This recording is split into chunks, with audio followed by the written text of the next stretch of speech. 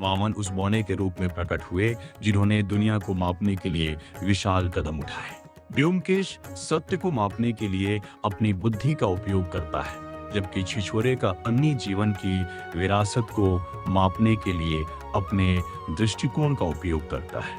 यह स्तर अवलोकन के माध्यम से विकास के बारे है। यह एक छात्र से एक शिक्षक बने का संक्रमण है। एक ऐसा व्यक्ति जो मानवीय व्यवहार और उसके परिणामों के बड़े मानचित्र को देखने के लिए पीछे हटकर विचार करता है।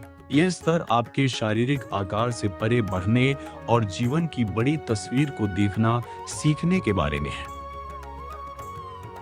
वामन एक विनम्र बौने के रूप में प्रकट होते हैं जो 3 पग भूमि मांगते हैं और फिर अपनी चेतना का विस्तार कर तीनों लोकों, धरती, आकाश और ब्रह्मांड को नाप लेते हैं। ब्योमकेश बख्शी इस विशाल बनने वाले बौने का सटीक अवतार है। वह बाहुबल से नहीं बल्कि मस्तिष्क के विस्तार से जीतता है। वह स्वयं को सत्यान्वेषी सत्य की खोज करने वाला कहता है। वह साधारण धोती पहनता है, कोई हथियार नहीं रखता और अक्सर किसी का ध्यान खींचे बिना कमरे में प्रवेश कर जाता है। उस बौने की तरह उसका भौतिक पद चिन्ह छोटा है, लेकिन उसकी उपस्थिति एक बहुत बड़े सत्य का बीज है। वामन के 3 कदम संपूर्ण अस्तित्व को मापते हैं। एक रहस्य को सुलझाते समय ब्योमकेश ऐसे कदम उठाता है जो छोटे लगते हैं, लेकिन अंततः अपराध के पूरे क्षेत्र को ढक लेते हैं। पहला कदम भौतिक साक्ष्यों का अवलोकन करना। दूसरा कदम मनोवैज्ञानिक उद्देश्य को समझना। तीसरा कदम अंतिम सत्य को प्रकट करने के लिए अपराधी के अहंकार पर अपना पैर रखना। ब्योमकेश की जांच किसी स्थिति की वास्तविकता को तब तक मापने की प्रक्रिया है जब तक कि कातिल के छिपने के लिए कोई जगह बाकी न रह जाए। वामन की कहानी का मूल विकास है। जिस क्षण वामन चलना शुरू करते हैं, वह एक बौने के बजाय एक ब्रह्मांडीय शक्ति त्रिविक्रम बन जाते हैं। मामले के चरम पर ब्योमकेश का विस्तार होता है। उसकी बुद्धि शामिल पात्रों के पूरे इतिहास को समाहित करने के लिए विस्तृत हो जाती है। जब बाकी सभी लोग छोटी बारीकियों पर ध्यान केंद्रित कर रहे होते हैं, वो बड़ी तस्वीर देख रहा होता है।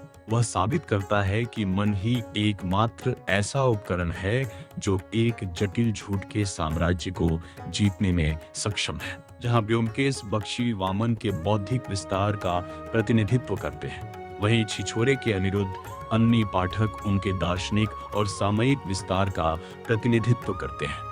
वामन वह बौने हैं जो यह सिद्ध करते हैं कि वास्तविक कद शारीरिक ऊंचाई से नहीं बल्कि उन 3 लोकों से मापा जाता है जिन्हें कोई अपने भीतर समाहित कर सकता है। अन्य की यात्रा एक हारे हुए लूजर के विकास के 3 चरणों के माध्यम से इसी का प्रतिबिंब है। वामन राजा बलि के दरबार में एक विनम्र युवा छात्र के रूप में प्रवेश करते हैं और अपने छोटे कद के कारण कमतर आंके जाते हैं। फ्लैशबैक दृश्यों में अन्नी H4 में एक फ्रेशर के रूप में प्रवेश करता है। विश्वविद्यालय के गुरुओं और विशिष्ट एथलीटों के लिए वह और उसके दोस्त बौने हैं, तुच्छ लूजर्स जिनका जनरल चैंपियनशिप GC की बड़ी लीग में कोई स्थान नहीं है। अन्य भी खेल के मनोविज्ञान के माध्यम से विकसित होने के लिए अलग अलग कदम उठाता है। पहला कदम शारीरिक खेलों में प्रतिस्पर्धा करने के लिए लूजर्स को संगठित करना। दूसरा कदम अपने से अधिक शक्तिशाली विरोधियों को मात देने के लिए मानसिक युक्तियों का उपयोग करना। वह जीत की परिभाषा को स्कोरबोर्ड से ऊपर उठाकर खेल की भावना तक विस्तृत करता है। तीसरा कदम परिणाम के अहंकार पर अपना पैर रखना। अंत तक वह यह साबित कर देता है कि प्रयास ही ब्रह्मांड है और परिणाम तो केवल जमीन का एक छोटा सा टुकड़ा है। वामन का विशाल रूप तब प्रकट होता है जब वह अपनी भौतिक सीमाओं को पार कर जाते हैं। वर्तमान समय में पिता अन्नी के रूप में उसे अपने बेटे को बचाने के लिए अपने पिछले जीवन का विस्तार करना पड़ता है। वह अपनी छोटी कॉलेज की यादों को अस्पताल के ICU की नीरस और विशाल दुनिया में ले आता है।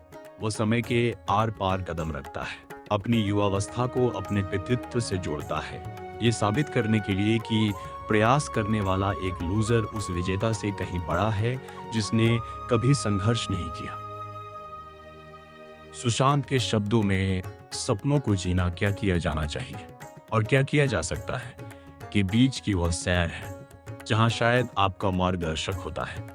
अनंत की दृष्टि में हम सभी बौने हैं जब तक कि हमें ये एहसास नहीं हो जाता कि वह अनंत वास्तव में हमारी ही आंखों से देख रहा है।